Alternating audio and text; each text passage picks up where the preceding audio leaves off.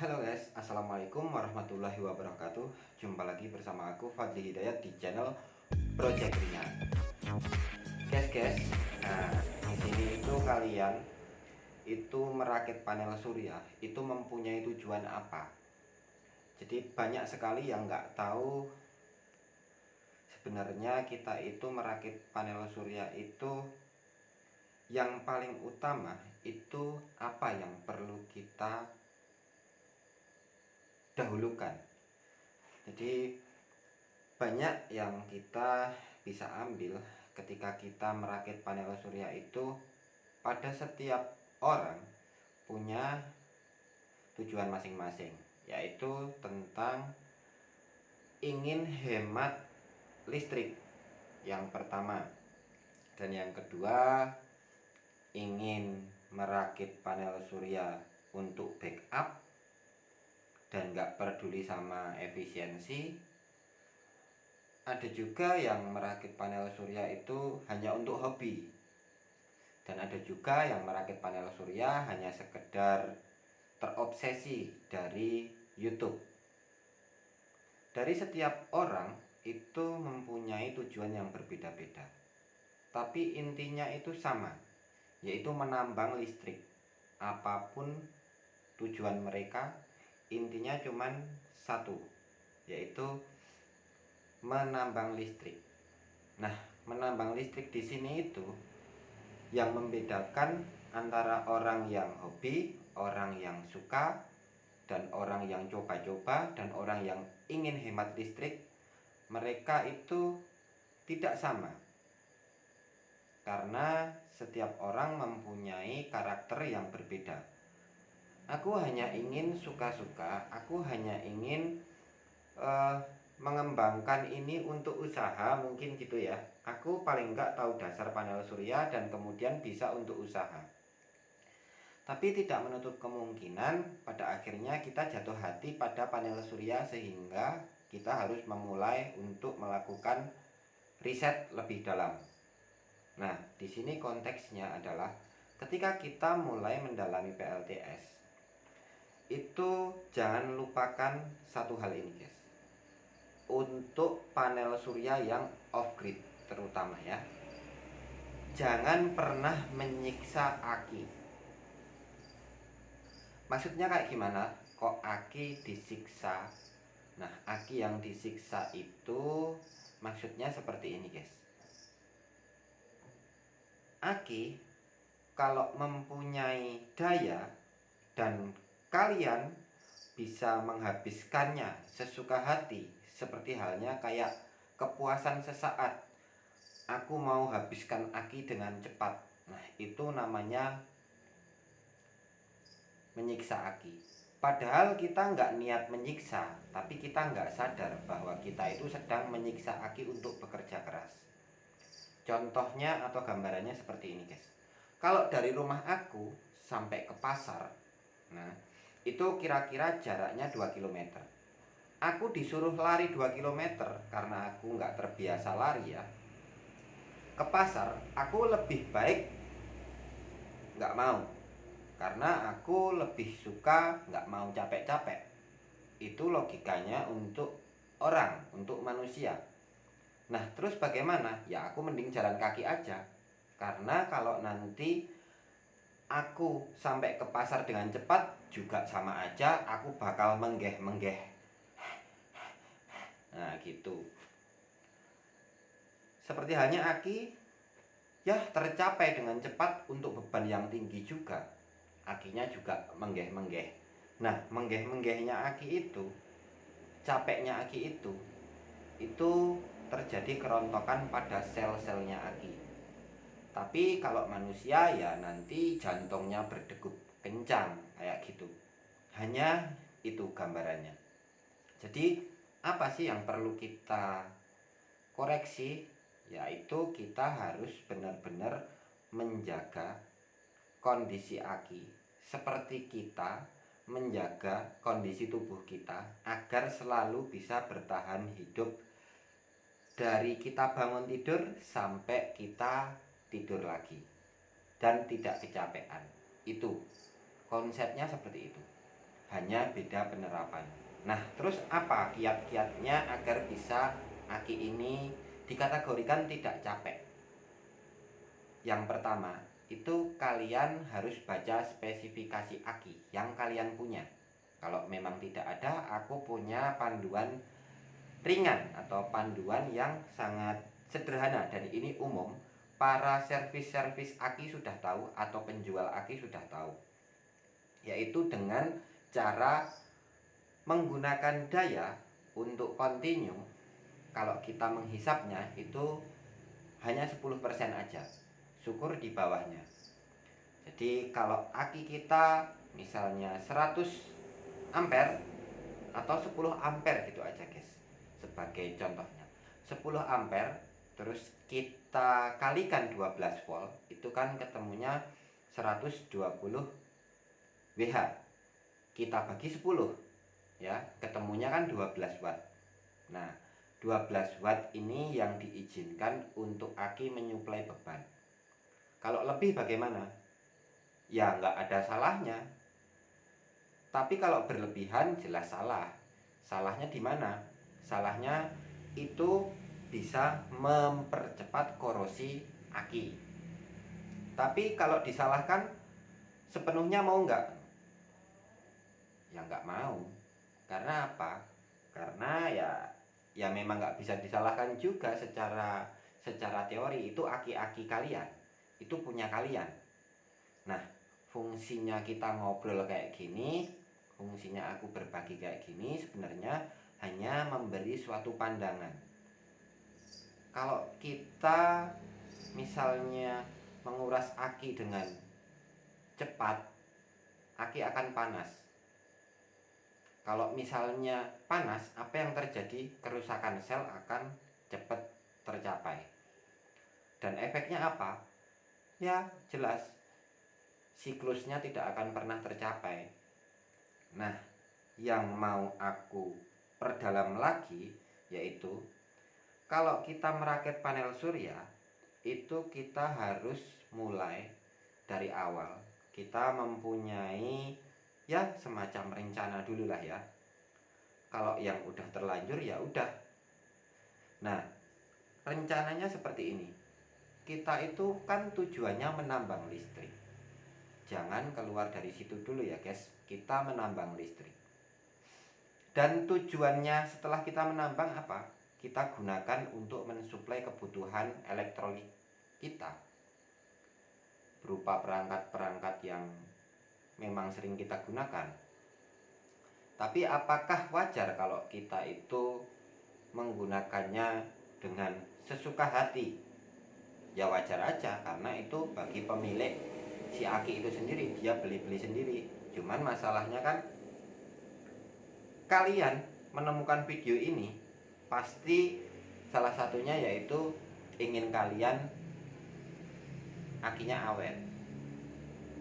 Paling enggak kalian punya gambaran. Kalau belum sampai ke situ rasanya paling enggak kalian menemukan video ini tuh karena berharap di sini menjawab bahwa video ini memberikan tips bahwa aki kalian yang kalian gunakan gimana sih biar awet. Nah, aku yakin sebagian kecil atau besar pasti arahnya ke situ dalam klik video ini. Nah, maka aku akan membahasnya. Jangan sampai kalau kita itu mempunyai panel surya, setelah kita menambangnya dan masuk ke aki, kita menghisapnya semaunya kita. Karena kalau sampai kita ya membebani aki terlalu berat, jelas itu tidak akan membawa kita ke dalam kehematan. Karena di samping dari kita menambang aki, pasti ada rasa-rasa dari dalam diri kita lah ya, ingin akinya awet dan kita juga hemat listrik. Jelas seperti itu. Nah, kalau dari pengalamanku, aku kemarin pakai Inco 45AH itu selalu overcharger. Jadi akinya cepat panas. kalau misalnya dicas, karena PV ku 250 WP dan akinya 45 Ah, mereknya Inco dan aki basah, bukan deep cycle. Dan aku rasakan 2 tahun itu semacam bentuk kerugian. Jadi kerugiannya itu listrik yang seharusnya dapat 1 kWh dari 250 WP itu hanya bisa tersimpan sedikit. Makanya aku punya keluhan kalau di malam hari listriknya nggak bisa aku gunakan dengan maksimal, karena hanya bisa di discharge sekitar 200 WH, kurang lebih segitu ya guys. Nah setelah itu, kalau misalnya aku mau pakai di malam hari, aku harus benar-benar hemat-hemat banget itu listrik. Makanya aku hanya pakai lampu-lampu DC. Nah setelah itu aku mulai berpikir, oh kenapa aku makainya nggak siang aja. Oke, akhirnya siang bisa aku lakukan. Dan itu performanya juga nggak begitu maksimal. Karena apa? Karena pas aku gunakan di siang hari, kan cuacanya naik turun tuh. Jadi aku hanya bisa menggunakan sebagian dari hasil penambangan. Jadi kalau 1 kWh per hari dari panel surya harusnya, karena 250 WP, dan itu aku hanya bisa pakai sekitar 500 WH sampai dengan 700 WH. Karena apa? Karena posisi pas cuaca meningkat, pas sedang aku gunakan, itu juga aku ngisepnya sama-sama aja, sekitar misalnya sekitar 100 watt, 200, misalnya sekitar 100 watt aku gunakan untuk beban-beban lampu toko pas waktu itu. Ya sama aja. Jadi yang pas naik tinggi itu mau kesimpan sisa di aki juga nggak bisa masuk maksimal karena kapasitasnya kecil. Nah kayak gitu. Terus kalau dihitung-hitung dari kerugian masalah biaya atau artinya harga aki, itu perbandingannya kayak gini guys. Akiku itu harganya kan 550.000, mereknya Inco, aku beli baru dan masa pakai 2 tahun. Coba kita kalkulasi, kalau aki Inco 2 tahun 550.000 dan listrik yang ada di rumahku itu sekitar 2200 watt. Nah makanya aku ngelihat di setruk aku beli listrik itu berapa, sekitar 1 kWh nya harganya 1600. Nah kalau aku hanya bisa menggunakan setengah kWh aja misalnya gitu dari panel surya aku yang udah berjalan 2 tahun dengan aki Inco, itu artinya kan aku per hari hanya bisa mengurangi tagihan listrik sebesar setengah kWh. Harganya 1600 1 kWh, berarti kan sekitar 800 rupiah aja per hari. Dan 800 rupiah kalau dikalikan 2 tahun itu sekitar 720 hari ya, gitu aja. Itu sekitar 570-an ribu. Artinya apa? Artinya aku sama, imbang. Jadi akiku itu seimbang dengan masa pakai. Sama aja kayak nggak ada penghematan kalau dilihat dari segi itu. Nah sekarang aku make aki yang besar ini, di bawah ini 360 Ah, 180 Ah kali 2, itu tipe VRLA AGM ya, mereknya Leach. Nah itu aku bener-bener pure dari panel surya yang sini. Ini dia menambang bener-bener masuk ke aki semua karena space-nya longgar. Jadi ibaratnya kayak gini guys, kalau kita mau menambang sesuatu, maka kita harus punya wadah yang cukup untuk menampung itu. Syukur lebih besar nggak masalah. Itu akan membuat semua yang kita tambang, mulai dari serbuk-serbuknya juga masuk, sampai kotor-kotornya juga masuk, nggak masalah. Tapi kan masuk semua, tinggal nanti kita filter, kita ambil semua daya yang sudah masuk, kita gunakan. Tapi ingat, jangan berlebihan. Hanya sesuai kemampuan aki mensuplai beban itu 10%. Nah, di sini aku harapannya, karena ini baru 1 bulan pakai ya, kurang lebih, walaupun bekas ini aku belinya. Kalau kalian beli itu harganya sekitar 1,7 satunya. Artinya kalau dikalikan 2 ya sekitar harga 3,4 juta ya. 3,4 juta. Nah, 3,4 juta ini nanti masa pakainya berapa?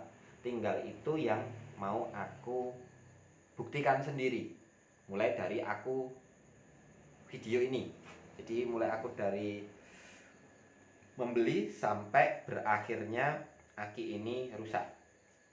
Tapi aku sendiri juga berharap aki ini bisa panjang. Tapi aku sudah persis setiap hari itu pasti menghisap 1 kWh untuk 2 ruangan. Udah persis plus minus sekitar segitu. Jadi hampir daya dari panel surya itu nggak ada yang terbuang sia-sia. Nambang pakai sampai habis tiap hari, nambang pakai sampai habis, nambang pakai sampai habis, dan durasinya itu 24 jam guys, non-stop 24 jam. Artinya apa? Artinya dengan aki sebesar ini itu aku hanya sekitar menghisap 30-an watt. Sesekali sampai 200 sesekali sampai 100 watt naik turun, lebih sedikit 150 kadang segitu. Itu pun cuman pas momen-momen tertentu, hanya 1 jam aja, kadang nggak nyampe gitu, nanti udah turun lagi. Karena yang paling utama itu hanya untuk lampu aja guys, hanya untuk lampu. Dan ini nggak pernah ada yang namanya mengeluh aki ini ke aku. Kalau dia bisa ngomong gitu, dia kayaknya santai-santai banget dia tuh. Enak banget aku kerja nyuplai lampunya project ringan, nggak capek-capek. Karena dia besar. Nah, gambarannya seperti itu. Kalau dipikir-pikir kayak percuma ya aki sebesar ini buat itu. Tapi itulah kenyataannya, aku nggak mau membebani aki ini agar tujuannya awet. Tujuanku itu secara pribadi, aku ingin hemat listrik 1 kWh per hari. Cuman itu, kalau dikali-kali 1 kWh itu ya sekitar 1600 dikalikan 30 hari untuk 1 bulannya itu berapa ya? 48.000 ya kira-kira, sekitar segitu. Hanya hemat 48.000 per bulan. Nah, masalahnya awetnya sampai berapa tahun? Tapi kalau pengambilan dayanya sekitar 30 watt dari aki sebesar ini, aku kira ini dapat terjadi awet yang namanya bertahun-tahun. Ya, ini masih bentuk harapan dan masih dugaan aku, belum real. Tapi yang udah real tadi adalah aki Inco yang pernah aku pakai. Bagi yang belum tahu atau pengunjung baru, silahkan subscribe silahkan subscribe dulu. Kalian bisa nyari-nyari video aku yang terdahulu, itu aku PLTS-nya pakai aki Inco dan sempet aku perbaiki. Cari aja di playlist, itu sudah ada. Jadi kalian nanti bakal ngerti seperti apa kondisi PLTS ku waktu itu. Nah, kalau kalian ngurutin videonya, kalian tonton dipilih-pilih ya, kira-kira yang berurutan gitu, nanti kalian akan ketemu sampai video ini itu alasannya seperti apa, aku begini begitu itu nanti kalian bisa jadi tahu guys. Kalau kita mulai memikirkan tentang tujuan, kembali seperti di awal, jangan lupa, pokoknya pesan aku, jangan pernah menyiksa aki kalian. Aku tidak mewajibkan, tapi ini saran aja guys. Karena yang namanya kita nge-YouTube, aku nge-YouTube itu bertujuan berbagi pengalaman demi keselamatan para penonton seputar PLTS. Karena kalau aki yang kita gunakan sampai rusak, toh kita yang rugi sendiri, gitu kan, nggak ada yang nanggung. Tujuan kita kan menghemat uang agar tidak beli-beli aki terus, kayak gitu. Makanya aku sangat ingin sekali berbagi yang namanya ketika aki terasa ringan dalam menyuplai beban dan dalam saat dicas juga tidak panas, itu aku serasa ingin berbagi kepada kalian guys, biar ada gunanya lah. Jadi tidak semata-mata aku hanya mengambil dari satu manfaat aja. Jadi kalau ada dibagikan ke para penonton kan manfaatnya ada lebih, ada berlipat kayak gitu. Yang penting bagi kalian yang mau upgrade aki itu sebaiknya pilih aki yang deep cycle, karena pengalaman aku kalau aki yang VRLA mobil atau aki basah yang mobil itu tidak maksimal dalam penyimpanannya karena dia tipe starter. Jadi kalian siapkan aja aki yang deep cycle, walaupun harganya mahal tapi bisa dijangkau kok dengan kurun waktu yang mungkin lebih lama, alias kalian bisa menabung dulu. Oke guys, gitu aja. Terima kasih. Wassalamualaikum warahmatullahi wabarakatuh. Baru kali ini loh itu bikin video nggak di skip terus nggak di cut. Sampai jumpa guys.